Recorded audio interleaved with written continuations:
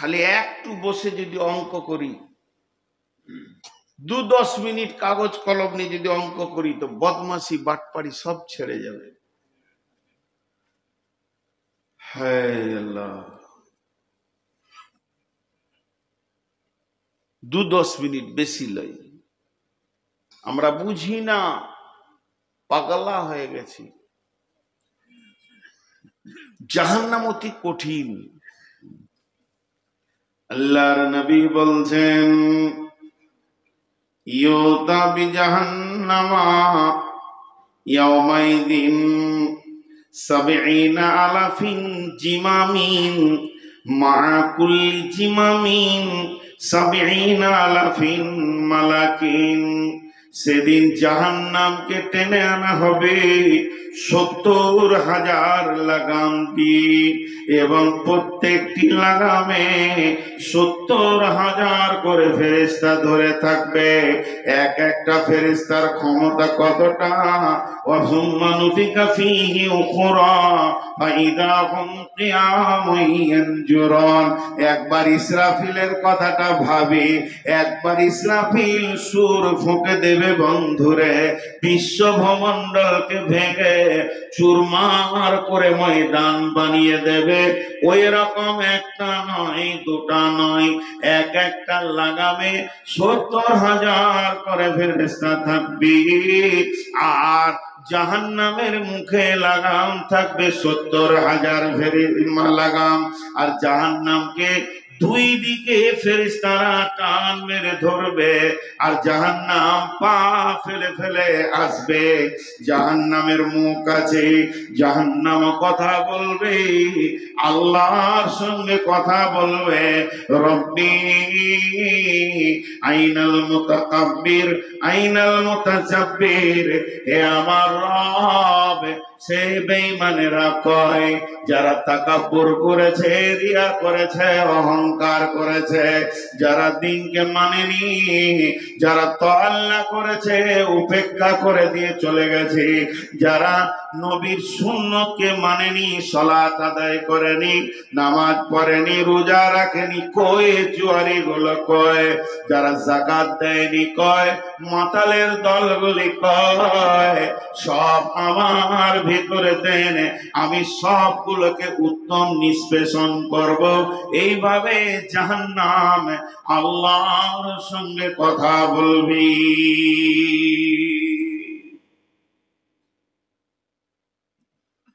জাহান্নামকে টেনে আনা হবে। জাহান্নামের ভিতরে সাউন্ড হবে দুইটা। জাহান্নামীরা চিৎকার করবে, আল্লাহ।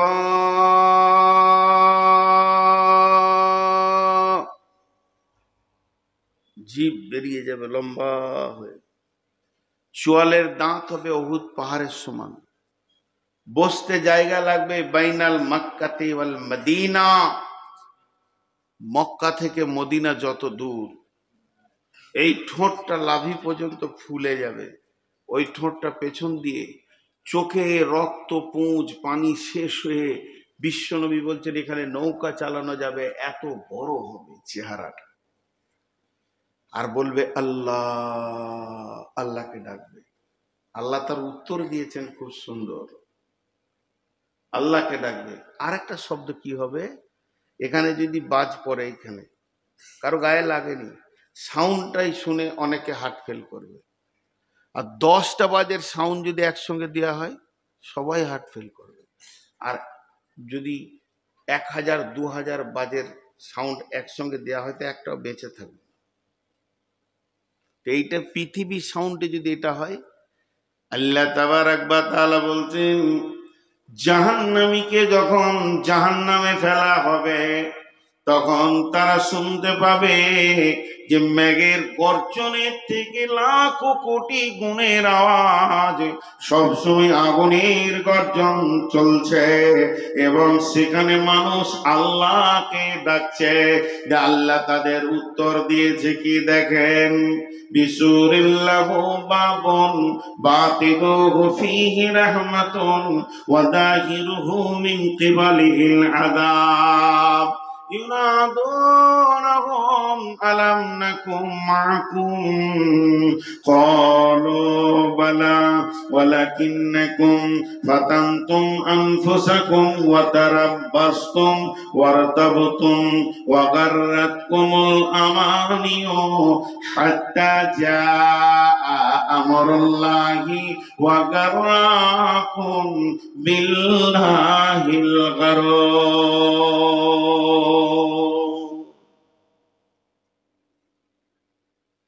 একটা উদাহরণ দিই, আমি ফোনটা আপনাকে লাগিয়েছি, কথা বলছি, আপনি আমার সঙ্গে উমরাই যাবেন, তবে কলকাতা অফিসের সঙ্গে আপনাকে সরাসরি কথা বলাবো আর কি। আমি বর্ধমানে আছি, আপনি টিকটিকি পাড়ায় আছেন, আপনাকে ফোনটা ধরালাম, সালাম আলাইকুম ভাই। ওয়ালাইকুম সালাম। বললাম আপনি ফোনটা ধরে থাকেন, আমি কলকাতায় কানেক্ট দিচ্ছি। কলকাতায় কানেক্ট দিলাম, যে কনফারেন্স হয়ে গেল। দেখেন আপনার সঙ্গে আমি কথা বলছি, আর এজেন্টকে আমি বলেছি আপনি চুপচাপ শুনবেন। এবার আমি বলছি ভাই কদিন থাকবেন, রমজান গোটা থাকবেন না হাফ থাকবেন না 10 দিন থাকবেন, কজন আছেন আপনারা, এবং কোন ক্যাটালগে যেতে চাইছেন, ভিআইপিতে না নরমালে। এই যে আপনার সঙ্গে কথা বলছি, আমি যে কথাতে ব্যস্ত আছি, এজেন্ট শুনছে। ফট করে মাঝে থেকে কথা বলতে শুরু করলো, আচ্ছা তাহলে পাসপোর্টটা পাঠান। তখন আপনি বুঝতে পারলেন আর একজন রয়েছে আমাদের সঙ্গে লাইনে। আরেকটা এরকম, কিরকম, অনেক লম্বা কথা আছে পেছনে, সেগুলো কেটে দিলাম। পুলসেরাতের ওপরে যে কথাবাকথন হবে, জান্নাতীরা যখন পুলসেরাতে যাবে, বেঈমানরা ওদের কাছে গিয়ে বলবে তোদের নূরের আলোতে আমাদেরকে পার করে নে, ওই সাথে আমরা পেরিয়ে যাই, আমরা বড় বিপদে পড়েছি। তখন এরা বলবে قيل ارجعوا وراءكم فالتمسوا نورا, তোরা ফিরে যা, আমাদের কাছে নূর পাবি না, আলো পাবি না, আল্লাহর কাছে যা, আল্লাহর কাছে নূর রয়েছে, ওই নূর নিয়ে তোরা আইদে পুলসেরাতে পার হবি। আর একটা তাফসীর কেইলার যেও তোরা বলছে তোরা দুনিয়াতে যা, আমার টিকটিকি পাড়ায় বাড়ি ছিল, বহরমপুরে বাড়ি ছিল, আমি সেখানে আমল করেছি, নামাজ পড়েছি, রোজা রেখেছি, হজ করেছি, যাকাত দিয়েছি, তাই না আজকে নূরের আলোতে আমার ঝকমক হচ্ছে। তুই ফিরে যা, ফিরে যা বলতে নিজের গ্রামে আমল করার জন্য ফিরে যা। কিন্তু ওরা ভাববে আর তো সেগুলো নাই, ধ্বংস হয়ে গেছে, আল্লাহ তো নূর দেবে না।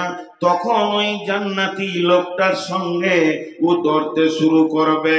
যখনই দৌড়তে দৌড়তে কাছে পৌঁছে যাবে, তখনই বিসুরিল্লাহু বাবুন, আমার আল্লাহ বলছেন ওই জান্নাতি আর জাহান্নামীর মাঝে একটা প্রাচীর চলে আসবে, মধ্যখানে একটা ছোট ফুটো থাকবে, ওই দিকে মাথাটা ভরে দেখবে আমার ভাই, আমার বন্ধু, আমার আত্মীয়, আমার খালা, আমার নানি, আমার ফুফি জান্নাতে চলে গেছি আর আমি যেতে পারছি না। তখন প্রাচীরটা টপকাবার চেষ্টা করবে। সূরা হাদীদ থেকে বলছি, কোরআনের কথা। এমন সময় আল্লাহ দুধে যেমন ফাঁপ দেয়, জাহান্নামের আগুনটা ওর পায়ের কাছে এনে দেবে, হাত পা গুলো জড়ো হয়ে গিয়ে টপ করে জাহান্নামের আগুনে পড়বে। আর জাহান্নামের আগুনে যখন পড়বে, তখন ও জান্নাতীকে চিৎকার মেরে কি বলবে দেখেন, ইউনাদুনাকুম আলাম নাকুম মাআকুম, বন্ধুরে, খালারে, ফুফিরে, হে আমার যা ভাবি যে, ও আমার বেটি, ও আমার চাচা, দাদা, নানা, ও শালা বাবু, আমি কি তোমাকে প্রেম করিনি না ভালোবাসিনি পৃথিবীতে? তুমি আমি কি একসঙ্গে ছিলাম না? তখন জান্নাতি উত্তর দিবে ওকে, ক্বালু বালা, তোমার দাবি সত্য, তুমি আমি একই সঙ্গে বহরমপুরে গেছি, একই সঙ্গে মার্কেটে গেছি, মোড়ে চা খেয়েছি, একই সঙ্গে কত জায়গা আনন্দ করেছি, এটা আমি মেনে নিলাম। তবে তোমার সাথে আমার পার্থক্যটা শুনে নাও, ওয়ালাকিন্নাকুম ফাতানতুম আনফুসাকুম ওয়া তারাব্বাসতুম ওয়ারতাবতুম ওয়া গাররাতকুমুল আমানিয়ু, এই পর্যন্ত দুজন বলা বলি করবে। জান্নাতি বলবে তুমি নিজেকে ফিতনার মধ্যে ফেলে দিয়েছিলে, আজান হলো আমি মসজিদে গেছিলাম, তুমি চায়ের দোকানে ছিলে, রমজান মাসে আমি রোজা রেখেছি তুমি রাখনি, আমি বোরকা পরেছি তুমি ঠাট্টাই আর কি করেছো পরনি, এবং আজকের দিনের অপেক্ষায় তুমি দিনগুলোকে কাটিয়ে দিয়েছো, আর তুমি অপেক্ষা করেছিলে আমল করনি। শুধু তাই নয়, তোমার ভিতরে দিনের ব্যাপারে সন্দেহ ঢুকে গেছিল, এগুলো হবে কি হবে না। আজকে তোমাকে আযাব ঘিরে ধরেছে, এতক্ষণ তুমি পরিচয় দিতে শুরু করেছো তুমি যে পাকা ধোঁকাবাজ, নিজেই ধোঁকায় পড়ে গেছো। এই কথাটা যখনই বলবে মধ্যখান থেকে আল্লাহর আওয়াজটা পৌঁছে যাবে। এতক্ষণ আল্লাহ হোল্ডে ছিলেন, আল্লাহ শুনছিলেন দুইজনের কথা। যখনই আল্লাহর আওয়াজটা পৌঁছে যাবে, আল্লাহ কি বলবেন? হাত্তা যা আমরুল্লাহ, এতক্ষণ পর্যন্ত আল্লাহর হুকুমটা এসে যাবে। আল্লাহ কি বলবেন? ওয়াগাররাকুম বিল্লাহিল গারর, ওয়াগাল্লাকুম বিল্লাহিল গারর। ও ধোঁকাবাজ, তুমি আমার সঙ্গে ধোঁকা খেলেছ, আমিও তোমার সঙ্গে ধোঁকা খেলব।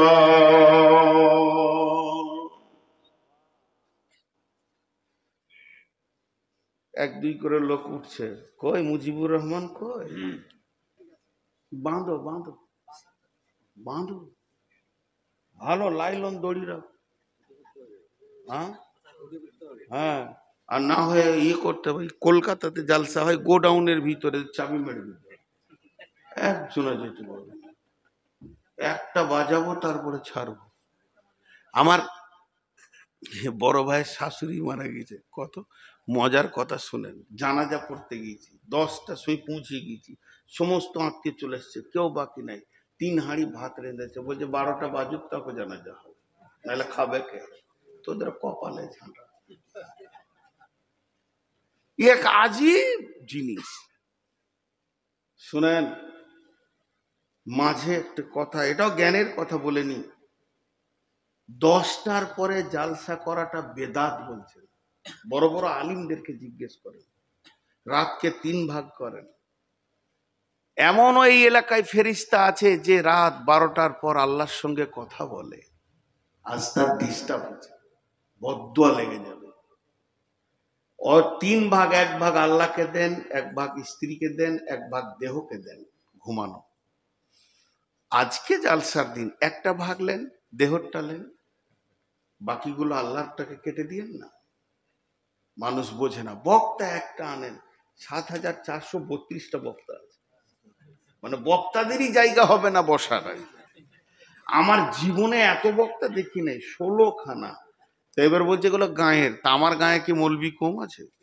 আমার গাঁয়ে 38 থেকে 40 জন ভালো ভালো আলেম আছে। তা আমার গাঁয়ে যখন জালসা হয়, বাইরের 2টো আলেমের নাম থাকে, ঝামেলা শেষ। সবারই নাম দিতে হবে? এটা কোনো মানে হলো? বোঝাতে পারছি না। আল্লাহ বাঁচিয়ে মাফ করুক। আগামী বছরে অনেক নিয়ম চেঞ্জ করতে হবে আমার, 10টার পর স্টেজে থাকবো না। তো যাই হোক, আমি যে কথাটা বলছি, তা আল্লাহ এবার বলে দিলেন ধোঁকা খেলবো। এবার কেমন ধোঁকাটা দেখেন, একটা উদাহরণ দিয়ে আগে মন দিয়ে শুনেন। এটা জালসা, সকালে কাজ চলছে, এই প্যান্ডেল খুঁটি কাজ চলছে, মন দিয়ে শুনবেন। আর এখানে একটা ছেলে খেলা করছে, ছেলেটার নাম হচ্ছে শফিক, বাচ্চা ছেলে, ওই 8 বছর বয়স। আমার কথাটা শুনছেন তো? একটা ছেলে এখানে খেলছে, ওর বাড়িটা ওখানে, ওর বাড়িটা ওখানে। ছোট ছেলে আনন্দে সব দেখছে জালসা হবে। আর একটা ছেলের নাম সাফিক, তার বাড়ি হলো বহরমপুর পার করে ওই খাগড়া ঘাটের কাছে। সেও এসছে নানির বাড়ি মায়ের সঙ্গে, একই বয়স একই নাম। এবার যে ছেলেটা বহরমপুর পার করে খাগড়া ঘাট বাড়ি, সেও এখানে খেলছে। এখন এই সাফিকের মা ওখান থেকে ডাকছে, সাফিক রে, কি সাফিকের আব্বা ডাকছে, এই সাফিক। তো ও চুমকাবে না? ঠিক করে বলেন। যখন ই বলবে জি আব্বা, লাই ঘরাই, তখন ও ভাববে যে না আমাকে ডাকেনি। কিংবা পেছন থেকে যদি কেউ ডাকে ও ভাই ওই, যে হাঁটছিল ওকে আমি ডাকিনি, অন্যজনকে ডাকছি, তো ও চুমকাবে না? আরে হ্যাঁ না বলেন একটু মুখ খুলে। এটাকে বলে স্পন্দন। কি না আপনাকে না, আচ্ছা ঠিক, এটা হয়। আচ্ছা, এবার সত্য কথা বলছি। একটা ছেলেকে তার আব্বা ডাকছে, কবিরুল, জানে যে আমার বাপ ডাকছে, চুপ করে আছে।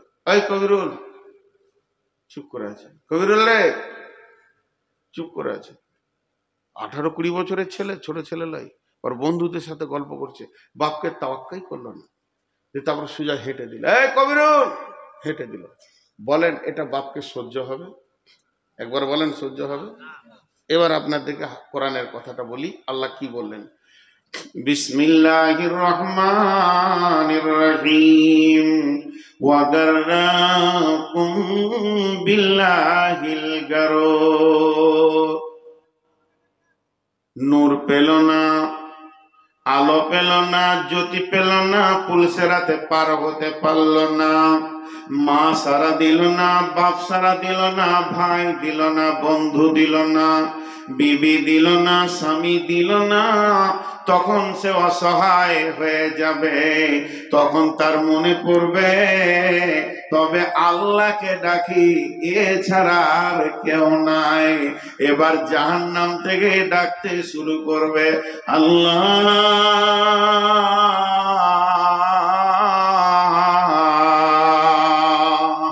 আল্লাহ আল্লাহ। কি নারী কি পুরুষ চিৎকার করবে, আর আমার আল্লাহ বলছেন দেখ, খেয়াল কর, তোকে কতবার ডাকা হয়েছে। হাইয়া আলাস সালাহ, হাইয়া আলাল ফালাহ, এগুলো আরবিতে বললাম। এবার বাংলায় আজানটা বলি। আল্লাহ বলছে তোকে কতবার আমি গোলামদেরকে দিয়ে ডেকেছি, আমার গোলাম তোকে বলেছিল আয় আয় রে, তোরা নামাজের দিকে আয় আয় আয় আয়। কবরে বাঁচবি, কিয়ামতে বাঁচবি, পুলসেরাতে বাঁচবি, জাহান্নাম থেকে বাঁচবি, ফালাহ মানে মুক্তি পাবি, মুক্তি নিবি তো আয়। তখন তুই এমন ভাবে চায়ের দোকানে বসেছিলি, এমন ভাবে দোকানে বসেছিলি, ঠেকে বসেছিলি, বাঁশের চাঙে বসেছিলি, বাঁশের মাচাতে বসেছিলি, তাসের আড্ডাতে ছিলি, মনে হচ্ছে না যে তোকে তোর রব ডাকছে, তোর দিলে স্পন্দন ছিল না, চুমকে উঠিসনি যে আজান হয়ে গেল যেতে হবে, ধীর মস্তিষ্কে তুই কাজ করছিস, মনে হচ্ছে না যে তোর রব তোকে ডাকছে। অতএব তোরা জাহান্নাম থেকে হাজার চিল্লাইলেও আমি রব চুপচাপ বসে থাকবো, তোর ব্যবহারটাই তোকে আমি ঘুরিয়ে রিটার্ন দেব।